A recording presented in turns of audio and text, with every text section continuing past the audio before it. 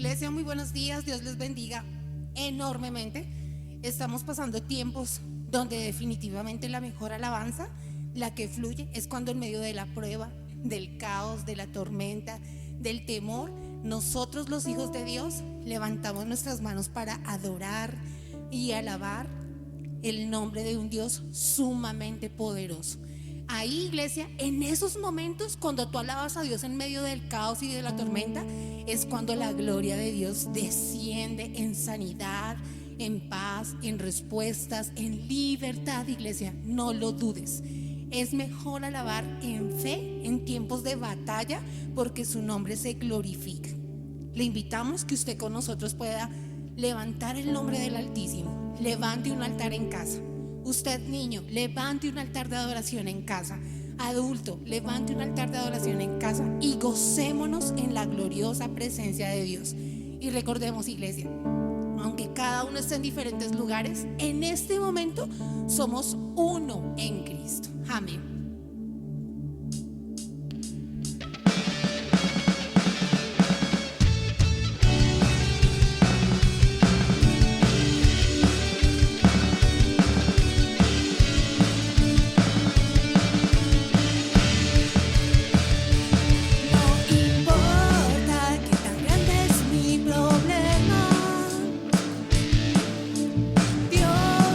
Más grande.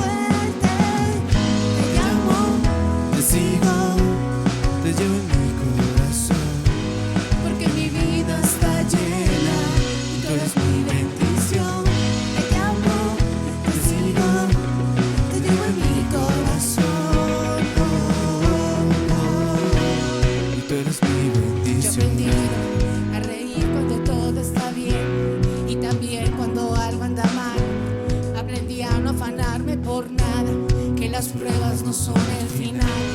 Aprendí a no quedarme en el suelo, el proceso solo es temporal. Tú de arriba me mandas consuelo y no cambias, siempre eres igual. Es necesario que yo te busque a diario por lo del Calvario. Por eso te llamo y te sigo. Es necesario que yo te busque a diario por lo del Calvario. Por eso te llamo y te sigo. Te llamo, te sigo, te llevo en mi corazón, porque mi vida está llena y tú eres mi bendición. Te llamo, te sigo, te llevo en mi corazón, y tú eres mi bendición. Lo que hiciste allí, que dice tu vida por mí. Por eso estoy aquí, por el benefactor y no los beneficios, por el amor tan grande de aquel sacrificio.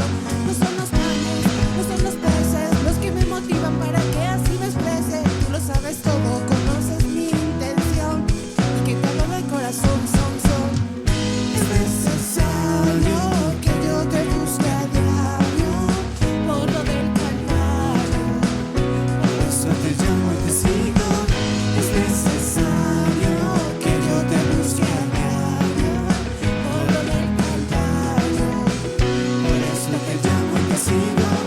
Te llamo, te sigo, Te llevo en mi corazón, porque mi vida está llena y tú eres mi bendición. Te llamo, te sigo, te llevo en mi corazón,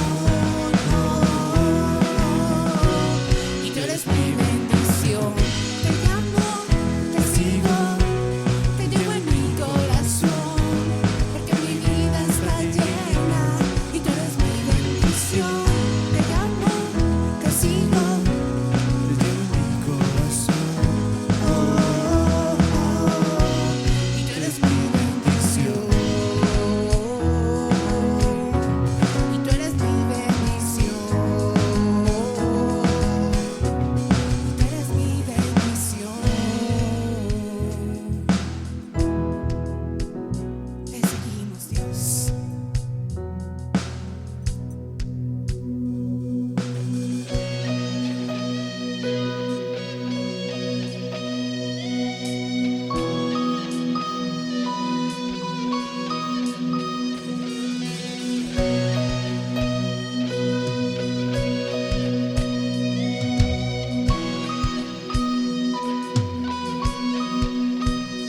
Aunque yo esté en el valle de la muerte y dolor, tu amor me quita todo temor.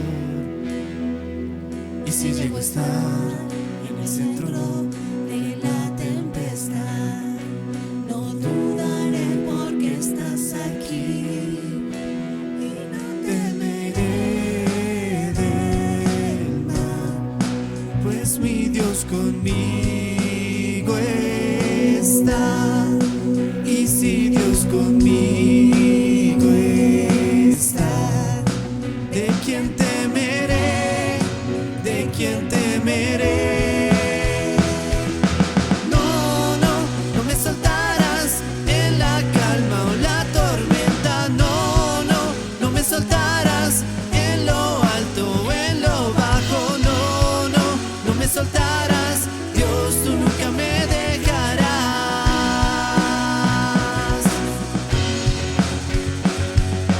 No, no, no me soltarás en la calma o la tormenta. No, no, no me soltarás en lo alto o en lo bajo. No, no, no me soltarás. Dios, tú nunca me dejarás.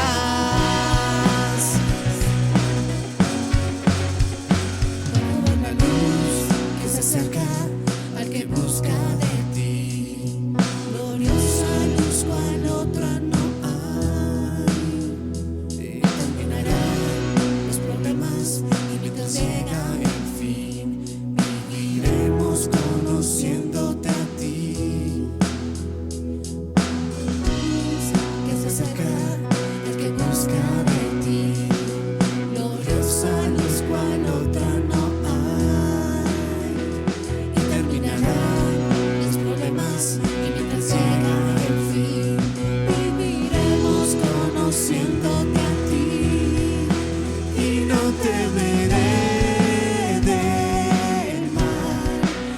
pues mi Dios conmigo está. Y si Dios conmigo está, ¿de quién temeré? ¿De quién temeré? No, no, no me soltarás en la calma o la tormenta. No, no, no me soltarás en lo alto o en lo bajo. No, no, no me soltarás. Dios, tú nunca me dejarás.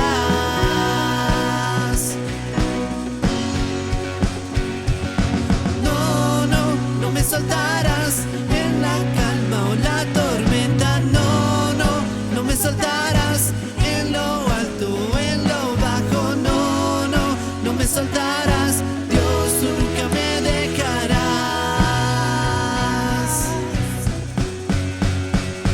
Puedo ver la luz que se acerca al que busca de ti, y terminarán los problemas y mientras llega el fin, voy a alabarte, voy a alabarte. Solo a ti puedo ver la luz que se acerca al que busca de ti, y terminarán los problemas y mientras llega el fin, voy a alabarte, voy a alabarte. Solo a ti.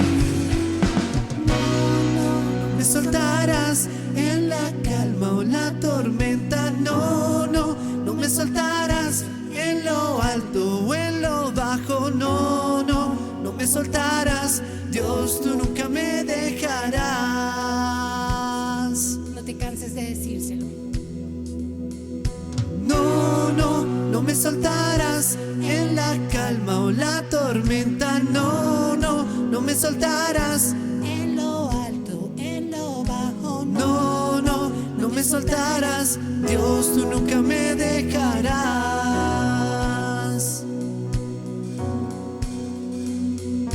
no, no, no me soltarás. En la calma o la tormenta. No, no, no me soltarás. En lo alto, en lo bajo, No, no, no me soltarás. Dios, tú nunca me dejarás. Dios nunca me dejará.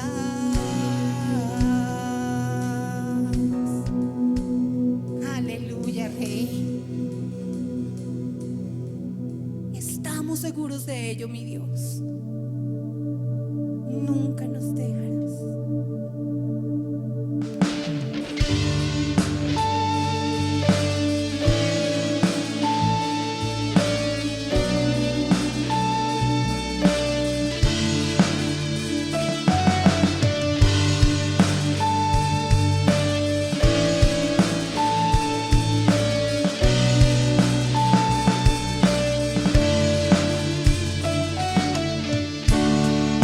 Levanto mi voz en la adversidad.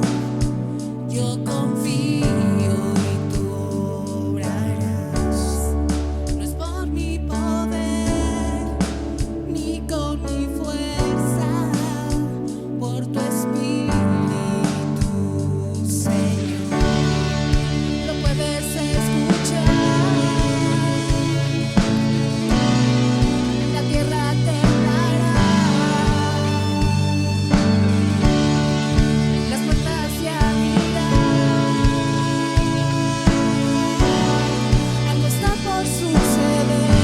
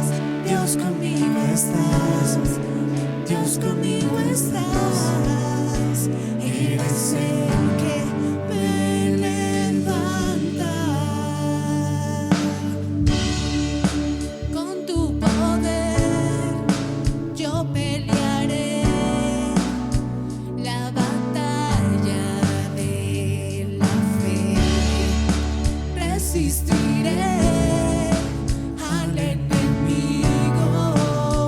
Mi victoria está aquí. Lo puedes escuchar. La tierra temblará. Las puertas se abrirán. Algo está por suceder. Mientras te cantamos, las cadenas se romperán. Mientras te adoramos, las murallas caerán. Dios conmigo estás, Dios conmigo estás. Tú peleas mis batallas. Dios conmigo estás, Dios conmigo estás. Eres el que me levanta.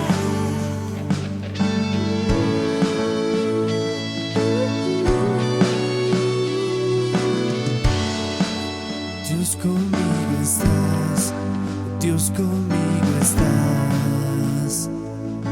Nada me podrá hacer frente. Dios conmigo estás, Dios conmigo estás. Nada, nada me detiene. Dios conmigo estás, Dios conmigo estás. Nada me podrá hacer frente. Dios conmigo estás, Dios conmigo estás. Nada, nada me detiene. Dios conmigo estás, Dios conmigo estás. Nada me podrá hacer frente. Dios conmigo estás, Dios conmigo estás. Nada, nada me detiene. Lo puedes escuchar. La tierra temblará. Las puertas se abrirán. Algo está por suceder.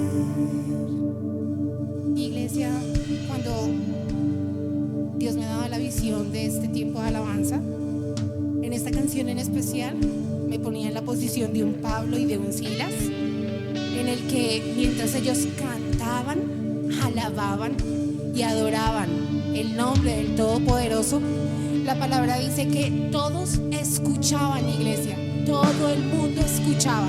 Los presos, los encadenados, los atados, los enfermos, los deprimidos, todos los que estaban en esa cárcel en la mala, iglesia, ellos escuchaban a Pablo y a Silas adorar y cantar. Y en ese tiempo la palabra dice que mientras ellos lo hacían, las cadenas se soltaron, las cadenas se rompieron. Y hay historias que relatan que esas cadenas y esos aparatos que ellos tenían en sus pies, iglesia, estaban pegados a los cimientos para que ellos no se volaran. Pero ante eso no hay poder de Dios que se resista, iglesia. Y todo sucedió en un momento de alabanza en fe, alabanza con poder, alabanza y adoración extrema a un Dios sumamente poderoso que no los dejó avergonzados, iglesia. No importa qué grande sea tu Goliat, iglesia, Dios no te va a dejar avergonzado. No importa qué tan grande sea la violencia alrededor, la corrupción alrededor, Dios no nos va a dejar, ni nos va a desamparar, ni nos va a dejar en vergüenza, iglesia. Porque mientras le cantamos, oiremos como Pablo y como Silas, la tierra, los cimientos moverse, la tierra temblar y ver sucesos maravillosos y poderosos. Y esto lo hará y esto lo verá los que creen en el poder de Dios, donde podremos decirle cada vez: algo está por suceder. Aunque veamos lo que veamos en Colombia, algo tremendo está por suceder. Aunque veamos lo que veamos alrededor, cosas tremendas y mayores nos esperan a los hijos de Dios. Amén. Dios, y te damos gracias por esta palabra. Bendecimos al maestro. Señor, te pedimos, Dios, que traigas una unción poderosa sobre su vida, Señor, y que lo toques a él para hablarnos a nosotros, tus hijos, Dios. Señor, que podamos ver que cosas tremendas están por seguir sucediendo, que para muchos ese es el fin, para nosotros estamos pendientes de las cosas poderosas que tú puedes hacer.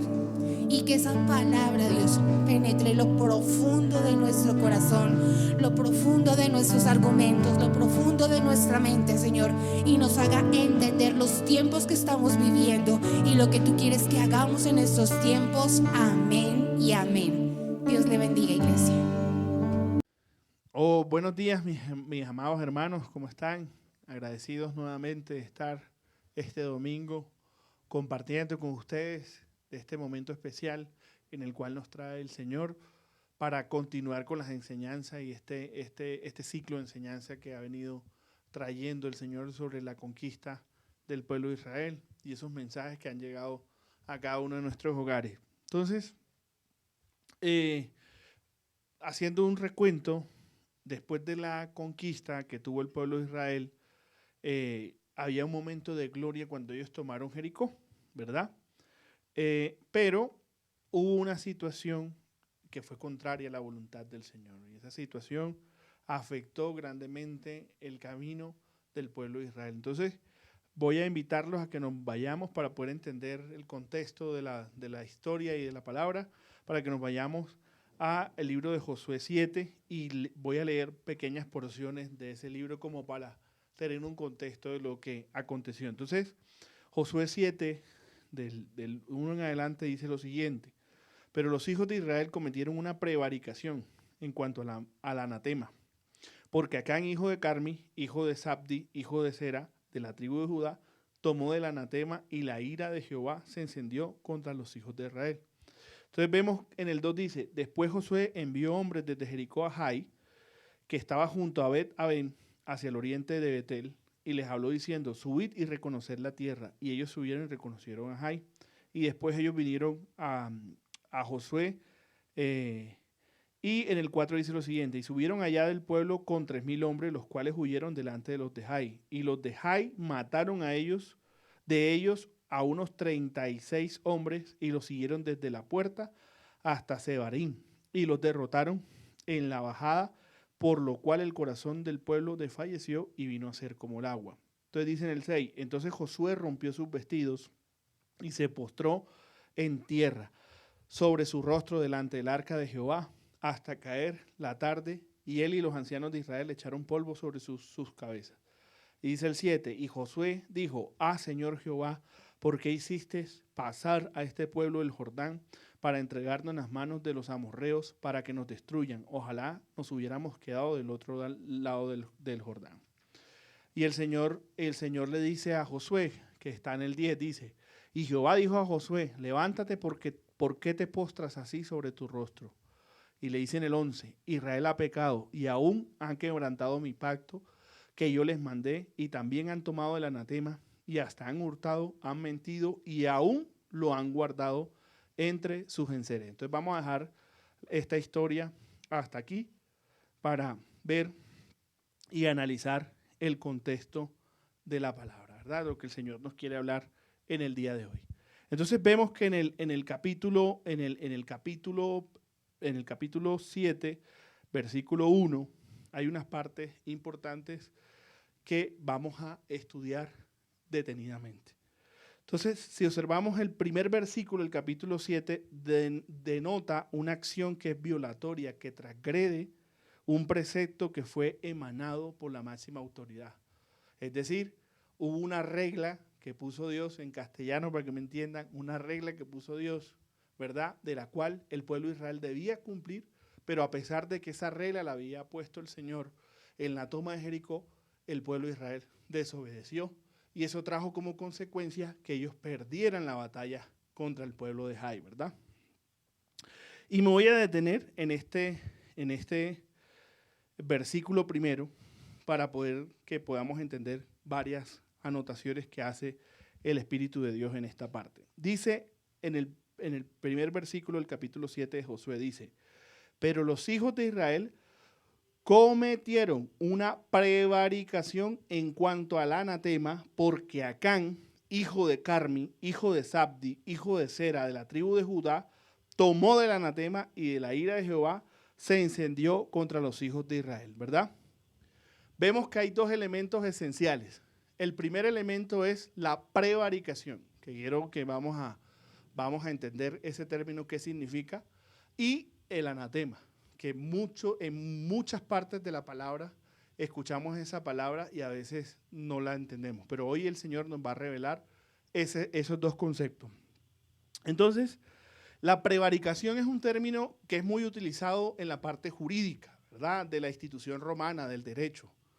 Y tiene unas connotaciones muy específicas frente a la configuración de esa situación o la configuración de ese delito o de esa acción que genera un daño jurídico.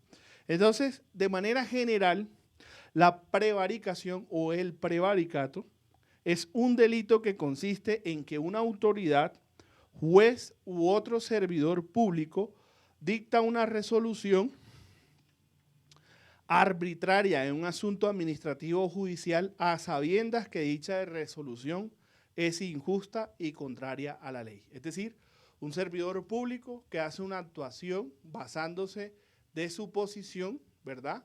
O un servidor público que basándose de su posición hace o desarrolla una acción que es contraria a la ley, ya sea para un beneficio propio o sea para un beneficio de un tercero, ¿verdad? Hay prevaricato por acción, prevaricato por omisión y hay prevaricato en favorecimiento de un tercero, ¿verdad? Entonces, son situaciones que se instituyen en el derecho, pero que el Señor en esta palabra dice que los hijos de Israel cometieron una prevaricación, ¿verdad?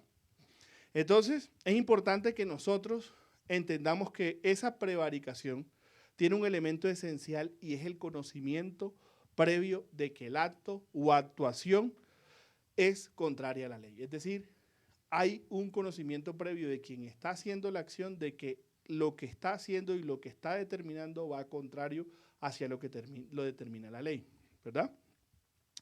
Por ello nosotros, si nos devolvemos a la palabra del libro de Josué en el capítulo 6, para que podamos entender qué era la condición que había puesto Dios al pueblo de Israel cuando fue a la toma de Jericó, podemos entender la regla o la ley que determinaba al pueblo de Israel su accionar. Entonces, vamos a irnos al capítulo 6 del libro de Josué, los versículos del 17 al 19, para poder entender. Entonces, el Señor le dijo al pueblo de Israel, y será la ciudad anatema a Jehová con todas las cosas que están en ella.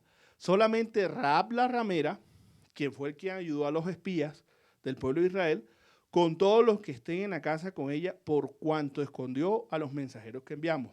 Pero vosotros, guardaos del anatema, ni toquéis, ni toméis alguna cosa del anatema. No sea que hagáis anatema el campamento de Israel y lo turbéis.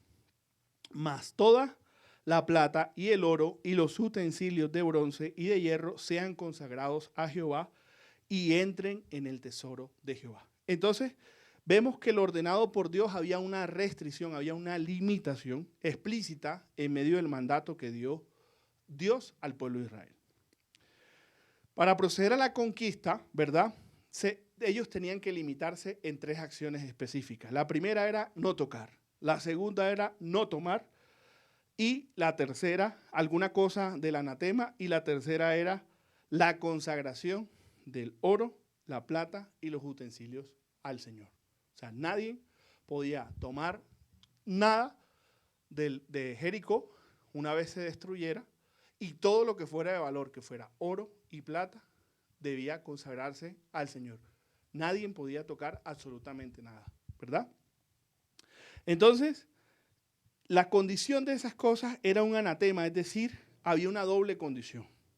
Una de exclusión, es decir, él excluyó unas cosas, y otras de consagración. Es decir, él dijo, no pueden tomar nada de ahí, porque eso que yo voy a determinar en la toma, eso es maldito. Es decir, nadie puede tomar nada de lo que yo destruya. Y las cosas de valor deben consagrarse a Dios. Entonces hubo una doble condición, hubo una exclusión de los elementos generales y hubo una consagración de ese anatema, que eran todos los elementos que eran de oro y plata. Entonces, vamos a entender el contexto de la palabra anatema, ¿verdad? Entonces dice que corresponde comúnmente al hebreo jerem, que significa una cosa dedicada, maldita, dice. Este vocablo hebreo proviene del verbo haram, dedicar a la destrucción. La idea básica de la palabra es que alguien ha sido puesto bajo una prohibición. Escuchen bien esto. Prohibición que lo destina a la destrucción o lo aparta de la sociedad. A veces una cosa era eliminada del uso profano o consagrada o santificada, ¿verdad? Entonces vemos que tiene esto una doble condición. En una condición de exclusión, había una prohibición explícita, tácita, expresa, manifestada por parte del Señor, que decía no pueden tocar ni pueden tomar los utensilios, ¿verdad? Y había otra de consagración, que era todo el oro y la plata ponerlo delante del altar del Señor, ¿verdad? Entonces vemos y entendemos que cuando habla de la prevaricación, fue una violación a una regla, ¿verdad? Que era de conocimiento previo por el pueblo de Israel, porque Dios había puesto las condiciones para la toma de Jericó. Entonces, nosotros en esta parte debemos entender que lo que decreta, ¿verdad?, el Señor para nuestras vidas es imperioso. La obediencia en el pueblo de Israel era parte del propósito para adiestrar al pueblo en la disciplina. Dios quería poner reglas al pueblo, normas al pueblo, para adiestrarlo en la disciplina. Lo decretado por Dios demanda en nuestras vidas obediencia. Entonces también hay que llevarlo no solo al contexto histórico, sino también a lo espiritual. Dios nos demanda a nosotros el cumplimiento de la palabra, lo cual demanda de nosotros una disciplina diaria para que nosotros podamos cumplir esos preceptos y que no caigamos en una prevaricación, es decir, violentemos la ley del Señor, ¿verdad?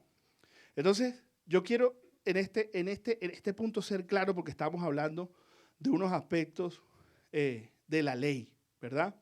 Unos aspectos o un ámbito que a mí me gusta mucho porque yo soy abogado, entonces a mí me encanta y me apasiona lo de la ley.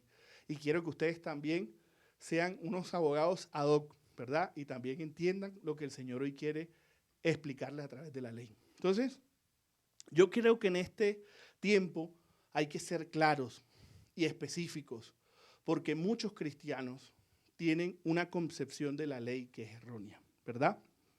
Hay cristianos que determinan de una manera fehaciente que nosotros ya no vivimos conforme a la ley, porque la ley fue abrogada a través del sacrificio de Cristo. Y eso es un error que a nosotros nos induce a pecar. El no tener claro el propósito de Cristo y cuál es el propósito de la ley, ¿verdad? La palabra es clara en señalar que la ley de Dios es una obligación que nosotros debemos cumplir, ¿verdad? Porque la palabra determina, es un modelo de vida que nosotros asumimos como cristianos y tiene unas reglas mínimas en las cuales un cristiano debe acatar para poder agradar a Dios, ¿verdad? La gran diferencia es que con la venida de Cristo, nosotros ya no cumplimos la ley por un rito. Es decir, nosotros ya no lo hacemos sin ningún entendimiento, haciéndolo sucesivamente, sino que nosotros cumplimos la ley del Señor, ¿verdad?, por el amor y el respeto que nosotros le tenemos y por el valor del sacrificio que Él tuvo de su Hijo amado. Entonces, Él pagó un precio por nosotros que a nosotros nos motiva a ser obedientes y a cumplir el mandato para poder tener en nuestras manos ese galardón que es la salvación. Entonces, mire que no podemos caer en error de muchos cristianos que dicen que la ley ya no existe y que nosotros ya somos salvos y que nosotros ya no debemos cumplir la ley. Porque Dios ordena que nosotros debemos estar sujetos a lo que Él establece en la palabra del Señor, ¿verdad? Y parte de eso está en 1 de Juan 3:4, porque la palabra no nos deja sin escapatoria, la palabra es muy clara y dice, todo aquel que comete pecado, mire lo que dice la palabra, infringe también la ley, pues el pecado es la infracción de la ley. Es decir, si usted no está sujeto a los preceptos que Dios ha instituido a través de la palabra, que es la que nos debe regir, es el manual de vida que nos rige a nosotros nuestras actuaciones, usted está por fuera de la ley, ¿verdad? Y Cristo mismo explica, ¿verdad? Porque lo peor es que el mismo Cristo cuando predicaba explicó que su venida no había sido para abrogar la ley, ni para transgredir la ley, sino por el contrario, él era ejemplo del cumplimiento de la ley. A pesar de que los saduceos y fariseos lo señalaban, él siempre era conocedor de la ley, uno, y aplicaba la ley. Por eso nunca, cuando lo señalaron los fariseos y los saduceos, nunca pudieron probar de que él fue transgresor de la ley. Y eso lo podemos ver nosotros en Mateo 5, del 17 en adelante. Mire lo que dice la palabra del Señor. Dice, no penséis que he venido para abrogar la ley, o los profetas no he venido para abrogar, sino a cumplir. Porque es cierto os digo que hasta que perezca el cielo, mire esta palabra, lo sabia que es, y la tierra, ni una jota, mire esto hermano, ni una tilde perecerá de la ley hasta que todas las cosas sean hechas. De manera que cualquiera que infringe uno de estos mandamientos muy pequeños, y así enseñaré a los hombres muy pequeños, será llamado en el reino de los cielos. Mas cualquiera que hiciere y enseñare, este será llamado grande en el reino de los cielos. Porque os digo que si vuestra justicia no fuere mayor de la de los escribas y los fariseos, no entraréis en el reino de los cielos. Oíste que fue dicho a los antiguos, no matarás, mas cualquiera que matare será culpado del juicio, ¿verdad? Dice también, mas yo digo que cualquiera que se enojare locamente con su hermano será culpable del juicio, y cualquiera que dijere a su hermano raca será culpable del consejo. Cualquiera que dijere fatuo será culpado del infierno del fuego. Por tanto, si trajeres tu presente al altar y allí acordares de que tu hermano tiene algo contigo, deja ahí tu presente delante del altar. Vete y vuelve primero en amistad con tu hermano y entonces ven y ofrece tu presente. Vemos en la palabra que Cristo mismo dice que Él no vino a abrogar la ley. Y que nosotros, para poder entrar en el reino de los cielos, nosotros debemos ser mayor que los escribas y fariseos. Y si nosotros vamos hacia la historia bíblica, los conocedores de la ley eran los escribas y los fariseos. Los escribas eran quienes escribían la ley. Y los fariseos eran los que mandaban cartas para cumplir la ley, ¿verdad? Eran los miembros del concilio que eran estudiosos y conocedores de la ley. Es más, cuando Pablo se hace una descripción a sí mismo, Pablo dice, soy fariseo de fariseos, conocedor y aplicador de la ley. Es decir, si vemos la historia de Pablo, Pablo fue instruido a los pies de Gamaliel, uno de los mayores intérpretes de la ley judía, ¿verdad? Entonces, vemos que todo el contexto histórico de la palabra nos lleva a concluir que nosotros vivimos bajo el imperio de la ley, pero ya no entendemos la ley como se entendía en el pasado, sino que tenemos una ley que nos hace a nosotros cumplirla no como un rito, ¿verdad? Vano y que no genera efecto, sino que lo cumplimos porque entendimos de que Dios nos ama y que Dios nos dio una oportunidad de ser mejores cada día y que ese cumplimiento de lo que Él determina lo hacemos no porque nos toca como una obligación, sino porque entendemos que por el amor que le tenemos a Él debemos ser obedientes y cumplir lo que establece la palabra para nosotros dar testimonio de que somos cristianos, que cumplimos lo que Dios establece en medio de su escritura. Entonces, la ley gobierna nuestros espíritus y es lo que nos determina los límites sobre los cuales nosotros debemos vivir sanamente con el Señor, ¿verdad? Entonces, hay que dejarlo claro, porque en estos tiempos ha habido una corriente de los cuales le dicen, hermano, ya usted está salvo, ya nosotros no vivimos conforme a la ley. ¿Quién le dijo a usted eso? Nosotros ahora ya alcanzamos todo y lo que tenemos que esperar es que venga Cristo y ya nos lleve con Él. Si usted está pensando que ya usted lo ha alcanzado todo, eso va en contra de la palabra.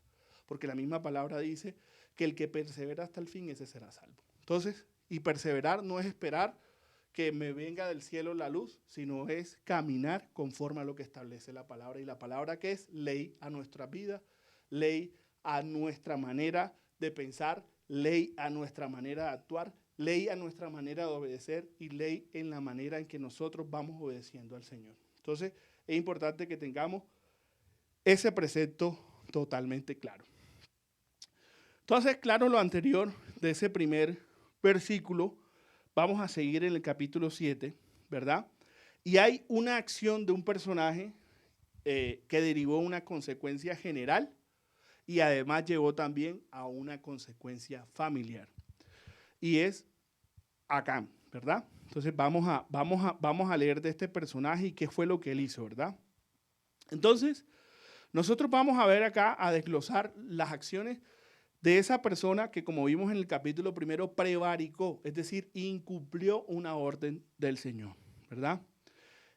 Fue vencido por lo que moraba en medio de su corazón. Él fue vencido a través de unas condiciones que había en su vida, pero lo peor fue que él no lo pudo reconocer, sino que él trató de esconder lo que había en medio de su corazón, a lo que él falló a la orden del Señor, ¿verdad?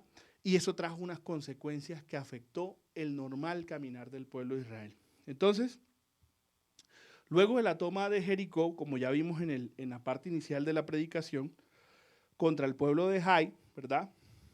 Josué, como líder del pueblo, no sabía las causas por qué Dios había permitido que ellos cayeran en derrota. Tanto así que él se tira al suelo y le empieza a decir al Señor, Señor, ¿por qué tú nos trajiste acá? Tú nos trajiste acá para poner, después que nosotros derivamos tremendos edificios, es decir, ustedes no sé si han ido al castillo de San Felipe y han visto esas murallas grandísimas. Y yo le explicaba a Gianmarco, así eran los muros de Jericó. Nosotros tuvimos la bendición de ir ahorita en Semana Santa a Cartagena y estuvimos con los niños y estuvimos visitando allá. Entonces yo le decía a Gianmarco, imagínate tú esa época, sin carros, sin gente acá. Imagínate que los de Jericó tenían estas murallas. Y nosotros que estamos aquí en la entrada somos el pueblo de Israel. Si tú ves esa muralla tan grande, ¿tú qué dices? Me decía Gianmarco, no papi, eso es imposible, eso hay que darle con unos explosivos. Yo le decía, papi, en ese entonces no estaban los explosivos tan desarrollados. Ellos que tenían, el explosivo que ellos tenían era la fe en el Señor. Entonces mira tú esas murallas como Dios, si así son reales, mira tú cómo Dios derrumbó todas esas murallas, ¿verdad? Entonces Josué decía, hombre, Dios, si tú nos trajiste acá y derrumbaste Jericó, ¿por qué me hiciste caer en esta situación? Y el Señor le responde de una manera sabia. Y nos vamos al capítulo 7, versículos 11 y 12. Mire lo que dice el Señor. Dice, Israel ha pecado y aún ha quebrantado mi pacto, pues yo les mandé y también han tomado el anatema y hasta han hurtado, han mentido y aún lo han guardado entre sus enseres. Por esto los hijos de Israel no podrán hacer frente a sus enemigos, sino que delante de sus enemigos volverán la espalda, por cuanto han venido a ser anatema. Ni estaré más con vosotros, sino destruyeres el anatema de en medio de vosotros. Entonces, Dios le reveló a Josué qué era lo que estaba pasando, ¿verdad? Dijo, oiga, el pueblo que yo te puse a ti a liderar, incumplió, transgredió la ley, la regla que yo les puse. Si tú no sacas lo que está delante del pueblo, que es contrario a mi voluntad, tú vas a seguir en derrota. Prácticamente eso fue la sentencia y lo que le dijo el Señor. El Señor le dio la respuesta a lo que él estaba clamando, pero también le puso una condición, ¿verdad? Entonces, seguidamente, fue confrontado, ¿verdad? Acán, porque Dios le dio una orden al Señor. No nos vamos a detener a leer toda la historia, pero prácticamente la historia lo que dice es que ellos debían purificarse y debía ponerse en oración y Dios iba a revelar lo que había en medio del pueblo de Israel. Entonces, Acán se quedó calladito, porque Acán había sido el partícipe de la prevaricación y fue descubierto cuando fueron por cada uno de los campamentos, ¿verdad? A ver qué era lo que estaba pasando y a indagar. Entonces, eso lo vemos en el mismo capítulo 7, versículos del 19 al 21, ¿verdad? Dice lo siguiente la palabra del Señor. Dice, entonces Josué dijo a Acán, ya después del contexto que les conté, hijo mío, Da gloria a Jehová, el Dios de Israel, y dale alabanza. Y declararé ahora lo que has hecho, no me lo encubras. Y Acán respondió a Josué diciendo, verdaderamente yo he pecado contra Jehová, el Dios de Israel. Y así he hecho, pues vi entre los despojos un manto babilónico muy bueno y 200 siclos de plata y un lingote de oro de peso de 50 siclos, lo cual codicié y tomé. Y he aquí que está escondido bajo la tierra en medio de mi tienda y el dinero debajo de ello. ¿Verdad?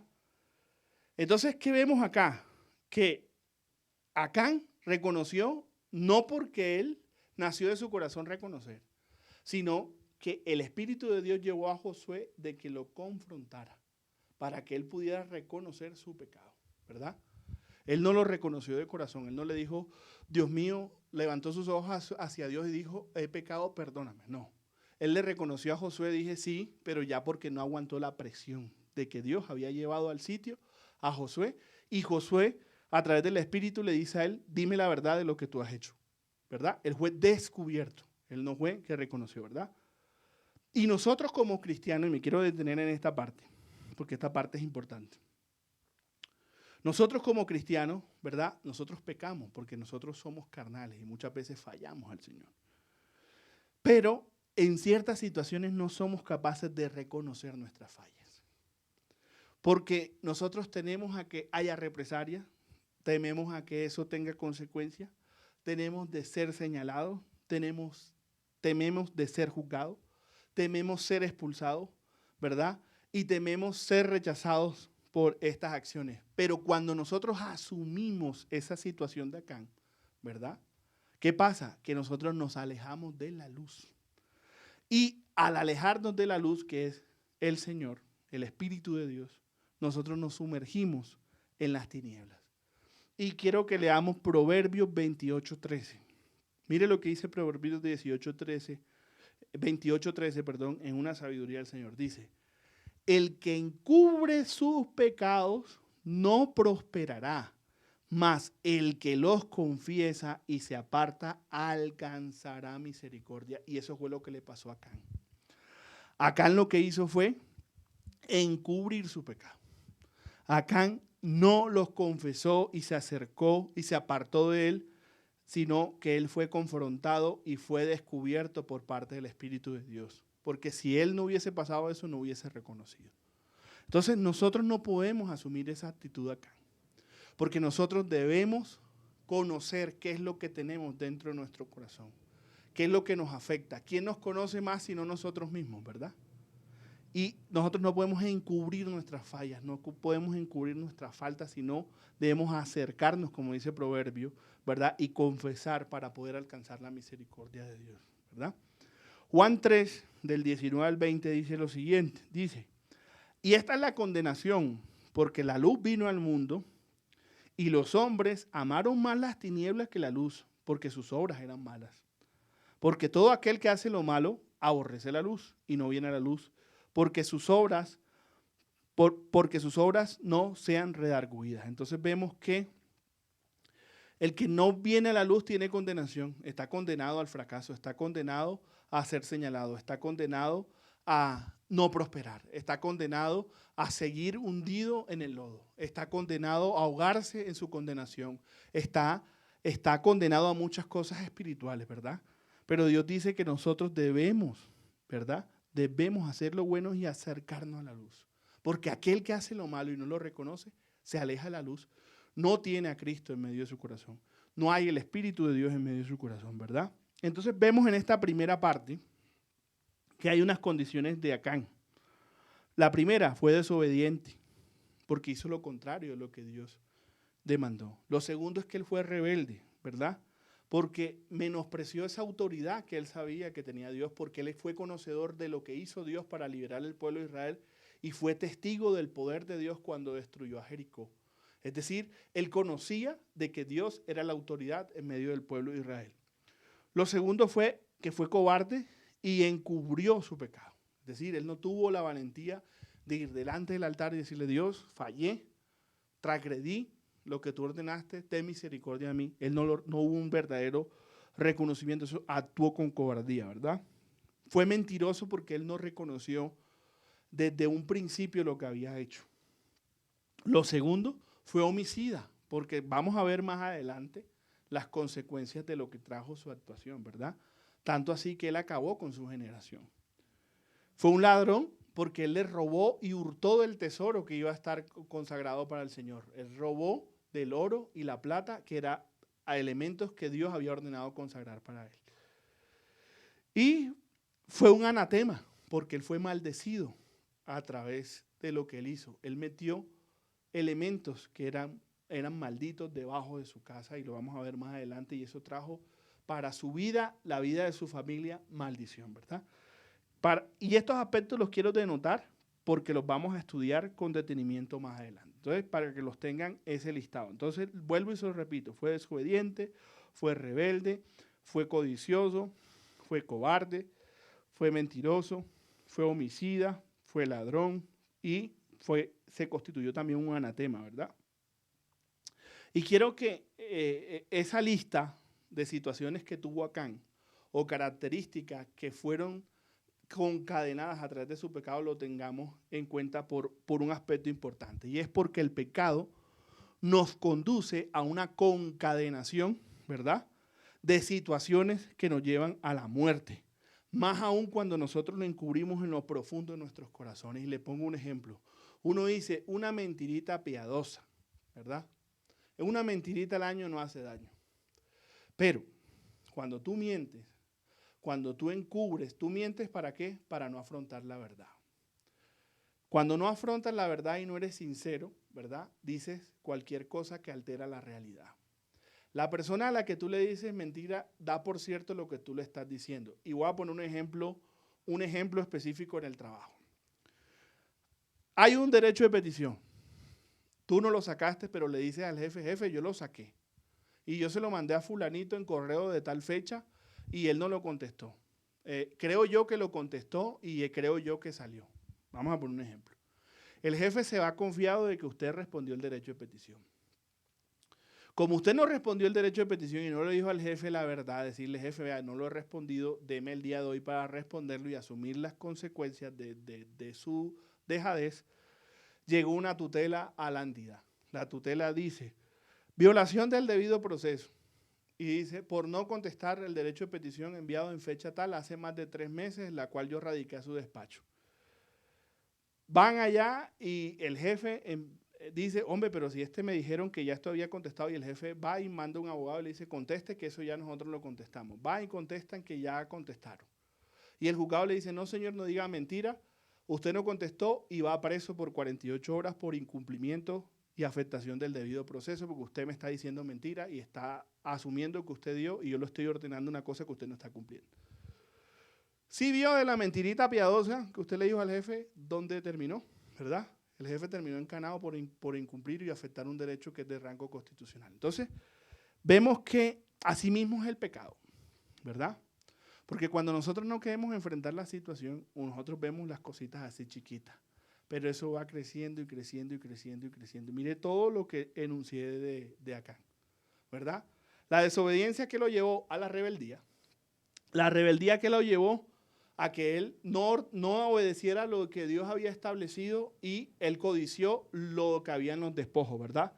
Haber adquirido eso, ¿verdad?, no asumió su responsabilidad. Él no fue al altar y decir Dios he pecado, sino que él esperó que lo confrontaran para que ya no podía tener escapatoria para decir lo que había hecho.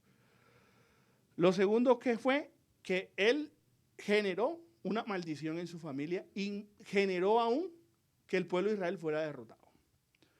Lo tercero es que se constituyó en un ladrón y todo el mundo vio que él cogió las cosas y las escondió para beneficio propio. Y lo segundo fue que generó maldición para su familia. Entonces vemos de una situación así cómo terminó, ¿verdad? Entonces así mismo es el pecado, porque el pecado nos va llevando a una concadenación de situaciones en las cuales la idea del enemigo es llevarlo a un estado postrero, llevarlo al barro, enterrarlo para que usted no se levante. Porque y a veces como cristianos decimos, uy, pero es que una mentirita, una cosita, una cosa, no. Nosotros debemos cortar y reconocer cuando las cosas están mal, porque eso tiene unas consecuencias, ¿verdad? Muchas veces nosotros Dios nos muestra en medio de nuestras vidas y destruye todas esas situaciones, pero nosotros, así como Acán, también queremos recoger los despojos de la destrucción, de lo que Dios viene a romper en medio de nuestros corazones.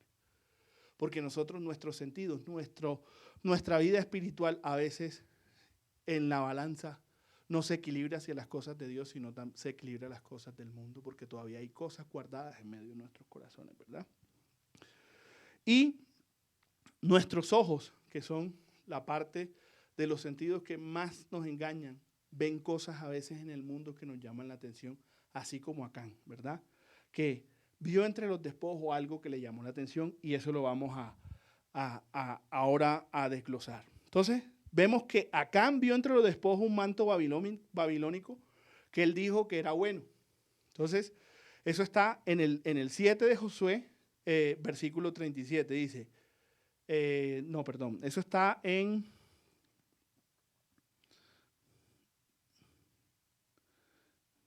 Ya les digo. Eso está en el 7:21. Mire lo que dijo Acán. Pues vi entre los despojos un manto babilónico muy bueno y 200 ciclos de plata, ¿verdad? Y un lingote de oro de peso de 50 ciclos. ¿Qué dijo Acán ahí? Yo lo vi con mis ojos y yo lo vi que era muy bueno. Yo imagino que eso en esa época era como si usted viera una chaqueta de Christian Dior. Yo imagino que eso era, mejor dicho, carísimo. Era un tema exclusivo, ¿verdad? Manto, imagínense, babilónico, imagínense, eso era, en esa época era el boom, le daba a usted un prestigio, ¿verdad? Entonces, vemos que él a sus ojos le pareció que eso era bueno, ¿verdad? Y si nosotros hacemos un cotejo entre la situación de Acán y nos vamos al libro de Génesis, ¿verdad? Eva también fue cautivada a través de lo que ella vio, ¿verdad? Y eso lo podemos ver nosotros en Génesis 3:6. Mire lo que dice Génesis 3:6, para que usted vea que todo en la palabra tiene una relación espiritual.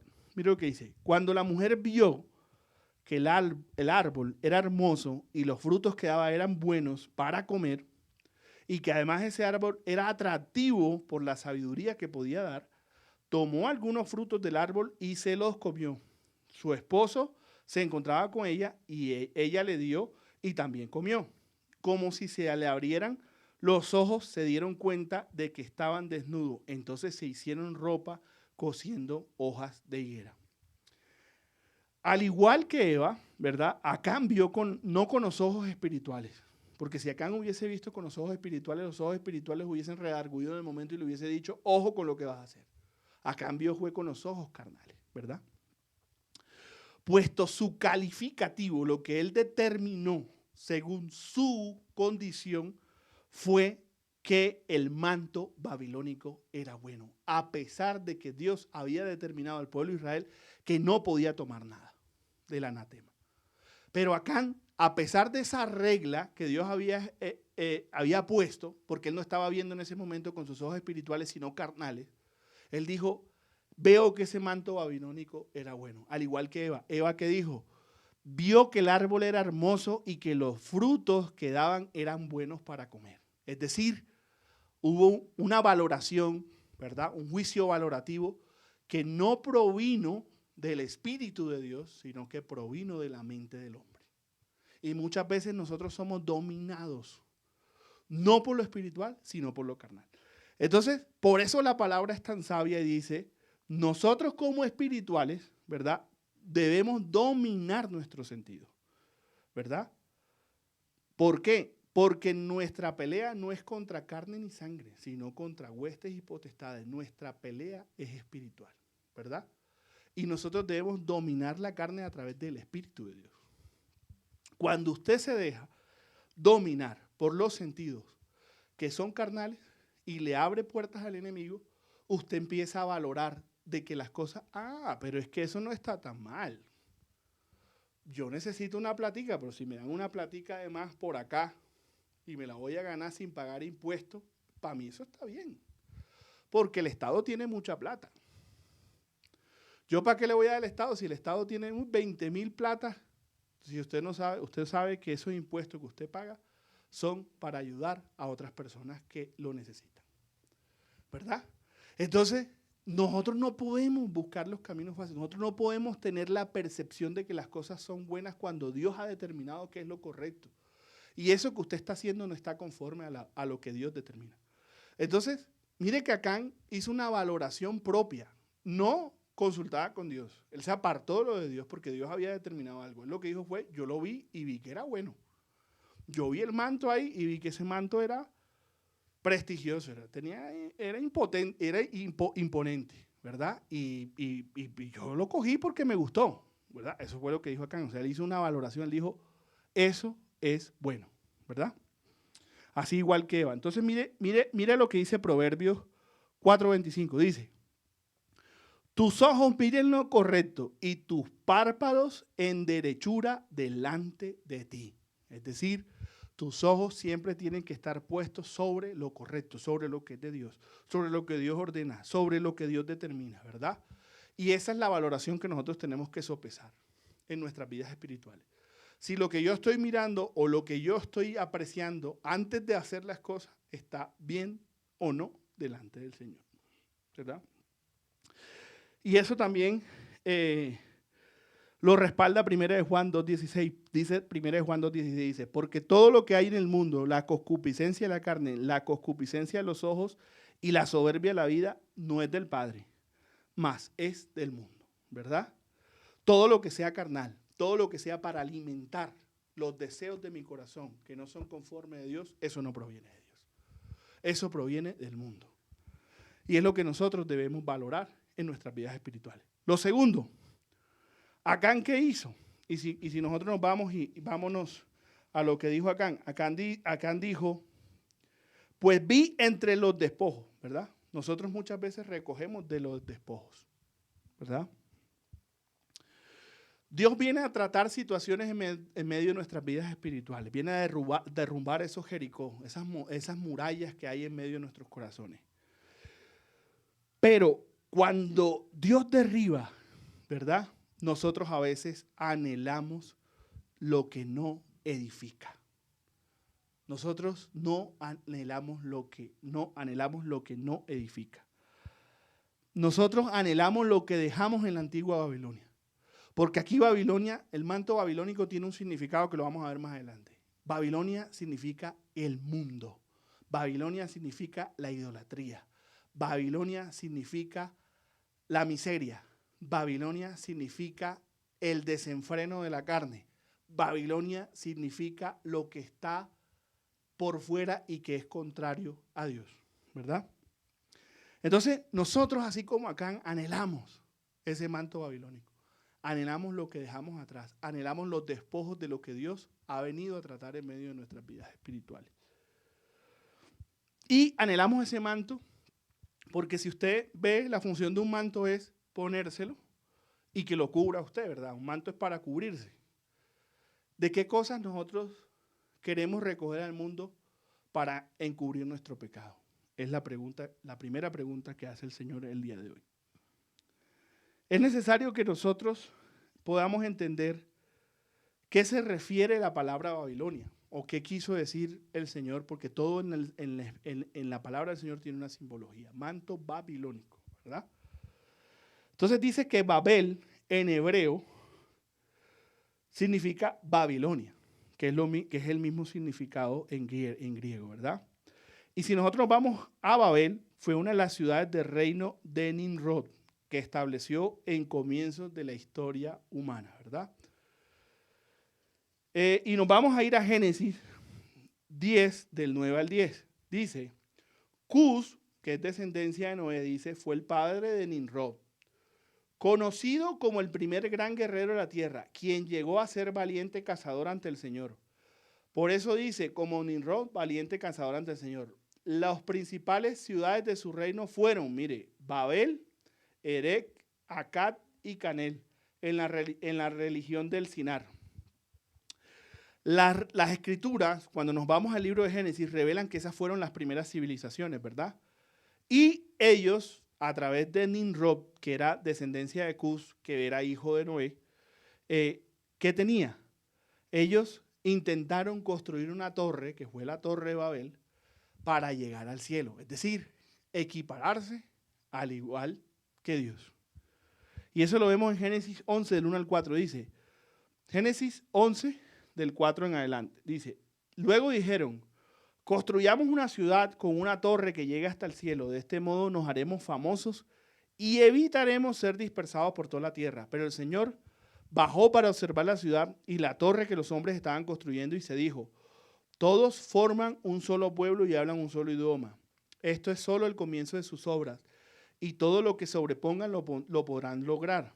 Será mejor que bajemos a confundir su idioma para que ya no se entiendan entre ellos mismos. De esta manera el Señor los dispersó desde allí por toda la tierra y por lo tanto dejaron de construir la ciudad. Por eso a la ciudad se llamó Babel, porque fue allí donde el Señor confundió el idioma de toda la gente de la tierra y de donde los dispersó por todo el mundo. Entonces yo quiero que nos detengamos acá. Babel es la misma Babilonia, es decir, fue la parte histórica donde las primeras civilizaciones intentaron construir una torre para llegar más alto del cielo y llegar a equipararse a Dios. Y miren lo que significa Babel. Babel significa confusión. Fue el nombre que Dios le dio a esa ciudad por desobedecerlo, ¿verdad? Y que llegó a ser la capital del imperio babilónico. Debido a esa desobediencia, Babilonia también se convirtió en el símbolo bíblico de todo tipo de idolatría. Mire cómo vamos concadenando lo que anheló Acán y por qué él anheló el manto babilónico. ¿Qué significaba ese manto babilónico, verdad? Dice que Babilonia es símbolo bíblico de toda idolatría. Entonces vemos que un manto babilónico se refiere o tiene un significado a un lugar donde el hombre empezó a sentirse poderoso e independiente. Mire, cuando hablamos de las primeras civilizaciones, ellos querían construir una torre que llegara al cielo, ¿verdad? Y Dios dijo, estos tipos tienen algo raro, porque quieren equipararse a mí, ¿verdad? Y ellos no están pensando esto para un bien. Yo los voy a confundir y los voy a dispersar porque estos tipos son peligrosos, ¿verdad? Entonces vemos que ellos empezaron a sentirse poderosos e independientes, ¿verdad? Es el lugar donde el ser humano se olvidó de la existencia de Dios, ¿verdad? Quiso estar a la misma altura de Dios. Quiso ser el mismo Dios. Es un lugar donde nace la civilización, pero no una civilización bajo el gobierno de Dios, sino una civilización que se creía autosuficiente, ¿verdad? Y al mismo tiempo ellos querían sentirse como Dios, ¿verdad? Este manto babilónico, me imagino yo, era hermoso por sus telas, por sus colores, por la confección, por el arte. Pero era una evidencia de lo que sentía Acán, ¿verdad? De tener poderío, de tener un elemento preciado para guardarlo, para enriquecerse, para tener una posición, para engrandecerse, ¿verdad? Entonces vemos que es autogobernarse, es desarrollarse por sus propios medios, porque él cogió el manto y cogió el lingote y dijo, aquí tengo un tesoro y eso me va a dar a mí una posición, me va a dar a mí una estabilidad, ¿verdad? Entonces, mire cómo lo describe Apocalipsis a Babilonia, ¿verdad? Vámonos a Apocalipsis 17:5, dice, en la frente llevaba escrito un nombre misterioso, la Gran Babilonia, madre de las prostitutas y de las abominables idolatrías de la tierra. Entonces, lo que Acán vio y dijo que era bueno, estaba alimentando su deseo en su corazón. Cuando nosotros alimentamos el deseo en nuestro corazón, idolatramos nuestra carne. Cuando nosotros alimentamos los deseos que no son espirituales y que son carnales, estamos levantando ídolos que son contrarios a Dios. Por eso, en esta palabra, cuando se dice el manto babilónico, lo determina a una idolatría, a una necesidad que tenía Acán de llenar en medio de su vida espiritual, ¿verdad? Hay otro punto, y es que nosotros anhelamos los tesoros, ¿verdad? El oro y la plata tienen una simbología que son en lo natural, son metales preciosos, ¿verdad? que hacen sentir el que los tiene. Si usted tiene un lingote de oro, usted se siente que tiene plata. El gramo de oro no sé cuánto costará ahora, pero está por alrededor de los 170,000 pesos. Ahora imagínese usted que usted tuviera un lingote que pesa 30 kilos. Eso es un poco de plata, ¿verdad? 30 kilos pesa el lingote de oro y eso es un poco de plata. Usted siente que tiene el poder, ¿verdad? Porque al poseer esos artículos, usted se siente poderoso, ¿verdad? El ser humano olvida que lo material no determina una estabilidad. Y eso hay que tenerlo presente. Las posesiones no determinan que usted en 20, en 30, en 7, en 2 años los va a tener. Porque aún para tener lo material usted tiene que tener la sabiduría de Dios para poder administrar. Hay personas que de una manera ignorante dicen yo quisiera ganarme el baloto y tener un poco de plata. Pero para que usted pueda tener la plata, usted se la puede ganar, pero hay personas que han ganado miles y miles de millones y al mes no tienen plata. ¿Verdad? ¿Por qué? Porque lo que alimentan es lo que hay en su corazón. Las carencias, las deficiencias, el tema. Hubo un abogado en mis tiempos, cuando yo estaba estudiando Derecho, vivía a 3 cuadras de mi casa. Se ganó una demanda de casi 700 millones en una y 300 millones en otra. Le pagaron 1.000 millones de pesos. Esos 1.000 millones de pesos le duraron 5 meses. Y a los 5 meses no tenía ni para tomarse un tinto. Porque compró inmuebles y los inmuebles tenían problemas y los terminaron rematando. Porque compró carros y cada vez que compraba un carro se emborrachaba y le daba pérdida total el seguro. Le negó la oportunidad a los familiares de mejorarles la calidad y los familiares cuando él quedó sin plata le dieron la espalda. Entonces, para yo poder tener recursos y poder tener cosas, también tengo que tener la sabiduría de Dios. Es ignorancia decir yo quiero tener, ¿para qué quieres tener? Y la palabra de Dios ha determinado que eso no es lo que maneja la estabilidad. La estabilidad la da el Señor. Vivir en comunión con Dios y tener una conexión directa te da las herramientas para que tú puedas ser prosperado. Pero el oro y la plata no es lo que da la estabilidad del cristiano. Entonces, mire lo que dice. Nosotros queremos tener posesiones para poder negociar nuestro futuro. Nuestro futuro no se negocia con plata, nuestro futuro se negocia con la obediencia al Espíritu del Señor. Entonces, ¿verdad? Cuando nosotros generamos ese fundamento y amamos lo material y vemos y se aparta nuestro Señor, lo que nosotros vamos a ver en el futuro es la espalda del Señor alejándose de nosotros, porque nosotros generamos una idolatría que es contraria a la voluntad del Señor. La palabra dice, Dios es el dueño del oro y la plata. Y nada puede comprar la salvación. ¿Listo? Mire lo que dice Mateo 6, 19 al 20. Dice, no guardes tesoros para ustedes aquí en la tierra, donde la polilla y el óxido los dañan, y donde los ladrones entran a robárselos. Más bien guarden tesoros para ustedes en el cielo, donde ni la polilla ni el óxido los dañarán, y donde los ladrones no pueden entrar a robárselo. Entonces, importante esto. La otra parte que hizo Acán fue escondió los pecados debajo de la tienda, ¿verdad? Y los tapó con el manto. Hay que entender que la tienda es un lugar de habitación, un lugar íntimo, donde nosotros convivimos con nuestra familia, donde está Cristo. Antiguamente las tiendas eran lugares que se ponían alrededor del tabernáculo y estaba la presencia del Señor. ¿Y qué podemos decir? Que la presencia del Señor no puede convivir con lo que no es conforme a su voluntad. Nosotros debemos tener la presencia del Señor en medio de nuestras tiendas, es decir, ese lugar íntimo, ¿verdad? Pero Acán hizo algo, que él cogió los utensilios que se había robado y los metió debajo de la tienda. Es decir, cogió lo maldito y llevó la maldición a su hogar. Escondió su pecado debajo de la tienda, el lugar donde moraba Dios. Y muchas veces nosotros como cristianos llevamos la maldición en medio de nuestras casas. Porque nosotros sabemos que tenemos condiciones y no queremos soltarlas. Y lo que hacemos es esconderlas. Y esas condiciones se van transfiriendo a nuestras generaciones y traen maldición en medio de nuestras casas. Y a veces no reconocemos delante de Dios nuestro pecado y lo encubrimos así como hizo Acán con el manto babilónico, con aquello que es conforme al mundo, ¿verdad? Pero el Señor nos da también, nos pone las situaciones, pero el Señor también nos da la herramienta.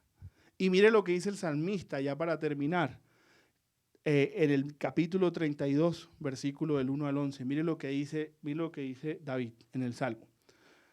Dichoso aquel a quien se le perdonan sus transgresiones, a quien se le borran sus pecados. Dichoso aquel a quien el Señor no toma en cuenta su maldad y en cuyo espíritu no hay engaño. Mientras guardé silencio, mis huesos se fueron consumiendo por mi gemir de todo el día. Mi fuerza se fue debilitando como al calor del verano. Porque día y noche tu mano pesaba sobre mí. Pero te confesé mi pecado y no te oculté mi maldad. Me dije, voy a confesar mis transgresiones, el Señor, y tú perdonarás mi maldad y mi pecado. Por eso los fieles te invocan en sus momentos de angustia. Caudalosas aguas podrán desbordarse, pero ellos no lo alcanzarán. Tú eres mi fiel refugio, tú me protegerás del peligro y me rodearás con cánticos de liberación. Entonces mire lo que dice el salmista. El salmista dice que mientras no reconocía sus pecados, se estaban secando sus huesos. Entonces Dios quiere que hoy puedas reconocer que hay situaciones en medio de nuestras vidas que nosotros muchas veces queremos cubrir como acá. Y que Dios viene a confrontarnos y en el momento de la confrontación aún nosotros no lo reconocemos. Cuando somos descubiertos le decimos al Señor, Señor, sí, yo lo tengo. Pero no venimos delante del altar a traer aquello que Dios quiere que nosotros reconozcamos. Nosotros no podemos hacer como acá, guardar las cosas y cubrirlas con ese manto babilónico, cubrirla con las situaciones del pecado, mirar con los ojos carnales y anhelar aún lo que hemos dejado atrás. Hoy quiere el Señor que nosotros hagamos un pacto nuevo con Él y que antes de que Él actúe frente a cualquier situación que va a traer una consecuencia, nosotros podamos levantar nuestras manos y decir, Señor, tengo esto delante de mí, Padre amado, con lo que yo he batallado y he luchado por mucho tiempo, pero hoy yo lo quiero poner delante de ti, Padre amado, porque quiero que mi voluntad sea reconocerlo, ponerlo delante de ti, Padre, para que tú lo saques, lo destruyas y lo elimines de mi vida espiritual. Entonces vamos a pedirle al Señor hoy. Y si tienes algo que ponerle delante de Dios, pónselo hoy delante del altar. Bendito Padre Celestial, te ponemos hoy, Señor, delante de ti nuestras vidas, Padre. Hoy te ponemos, Señor, toda situación, Padre amado. Todo pecado oculto, Señor. Toda situación, Señor, que hemos querido atesorar en medio de nuestras vidas, Señor. Que hemos querido cubrir con ese manto babilónico, Señor. Que hemos querido cubrir, Señor, con aquello que tú has venido a destruir y has dejado en el pasado, pero lo hemos recogido de los despojos, Padre amado. Rompe tú, Señor, toda dependencia, Padre amado, a ese manto babilónico, Padre amado. Rompe tú, Señor, toda dependencia a lo material, Padre amado. Porque sabemos que mientras estemos delante de tu presencia, Señor, tú eres la columna fuerte, Señor. Tú eres, Señor, mano de bendición, Padre amado. Tú eres nuestro proveedor, tú eres nuestro poderoso refugio, Padre amado. Y ni el oro ni la plata nos dan la seguridad que tú nos das, Señor, porque tú eres un guerrero, porque tú eres proveedor, porque tú eres amoroso, porque tú nos has levantado, Señor, a pesar de que he caído. A pesar, Señor, que he desobedecido, tú has tenido misericordia y la misericordia es más valiosa que cualquier cosa del mundo, Padre amado. Porque tú llenas nuestros corazones, Señor. Por eso hoy, Señor, reconociendo de que tú eres grande, de que tú eres poderoso y de que tú eres Rey, Padre amado, ponemos nuestras vidas y ponemos nuestros corazones y ponemos nuestras situaciones. Y dígale al Señor cuál situación quiere poner delante de su mano, delante de su altar. Para que tú, Señor, con espada de fuego la destruyas, Señor. Para que tú cortes toda dependencia, Padre amado. Para que tú cortes, Señor, toda idolatría, Padre amado. Derriba, Señor, todo ídolo que tenga en medio de nuestro corazón, Padre amado. Derriba, Padre amado, toda mentalidad de escasez. Derriba toda mentalidad de temor. Derriba, Señor, toda dependencia emocional tóxica, Padre amado, que no contribuye, Padre amado. Derriba, Señor, todo amor, Señor, a las cosas del mundo, Padre amado. Y pon en medio de nuestros corazones, Señor, levanta, Señor, Padre, altar santísimo, Padre. Pon en nosotros, Señor, el arca del pacto en medio de nuestras vidas, Señor, un pacto eterno, bendito Dios, en el cual tú establezcas una nueva relación con nosotros, Padre amado. Saca toda raíz, Padre amado. Derriba, Señor, aún, Padre, todo aquello que quede enterrado, toda espina, todo daño, Señor, emocional, Padre amado. Sácalo, Señor, a relucir, Padre amado. Hoy, Padre amado, consumes con el fuego, Padre amado. Hoy, Padre amado, Señor, derriba, Señor, todo aquello que no es conforme a tu voluntad. Y hoy nos declaramos libres, Padre amado. Hoy echamos de nuestra tienda todo aquello oculto, Padre amado. Porque en nuestra tienda solo puede morar el Espíritu tuyo, Padre amado. Y hoy lo reconocemos en tu nombre, bendito Dios. Te damos gracias, Padre amado, por el entendimiento. Gracias, Padre, por el mensaje. Gracias, Padre, por traernos, Señor, bálsamo en medio de nuestras vidas y quitarnos la venda en medio de nuestros ojos, Padre amado. Ilumínanos con la luz, Señor, de tu Espíritu y pon en nuestras vidas el querer como el hacer. No ahora ni mañana, sino eternamente, Padre amado, hasta que tú vengas, Señor, para que tú nos encuentres santos, Padre, para que tú nos encuentres meritorios de tu salvación. Te amamos, Señor, y pedimos bendición de lo alto. Amén y amén. Mis generaciones y yo serviremos al Señor. Mis generaciones y yo serviremos al Señor. Mis generaciones y yo serviremos al Señor. Mis generaciones y yo serviremos al Señor. Adoraremos y reinaremos contigo, Señor.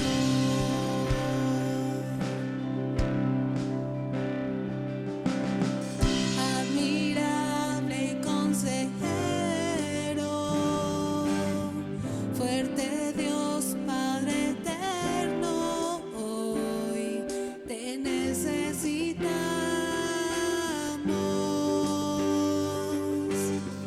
Admirable y consejero, fuerte Dios, Padre eterno, hoy te necesitamos.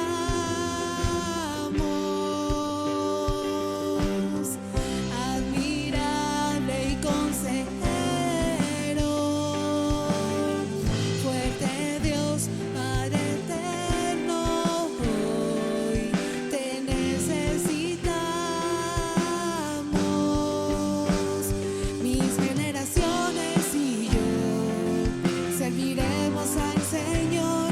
Mis generaciones y yo serviremos al Señor. Adoraremos y reinaremos contigo, Señor. Reinaremos contigo. Reinaremos contigo. Reinaremos contigo.